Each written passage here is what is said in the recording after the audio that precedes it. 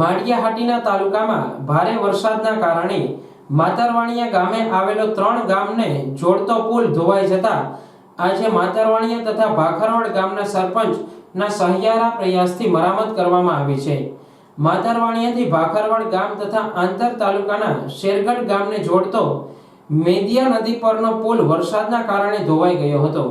થોડા સમય પહેલા બનેલ આ પુલનું ધોવાણ થઈ જતા પુલના કામની ગુણવત્તા પર સવાલ થઈ રહ્યા છે, પરંતુ આજરોજ ભાખરવડ તથા માતરવાણીયા ગામના સરપંચના સહિયારા પ્રયાસથી પુલિયાની મરામત કરવામાં આવતા વાહન વ્યવહાર પૂર્વવત થશે। માતરવાણીયા સરપંચ યશ પટેલ, તો ભાખરવડ ભૂપતભાઈ રવિયા, ગ્રામ પંચાયત સભ્ય સિંકુભાઈ હેમરતભાઈ અને જયંતિભાઈ।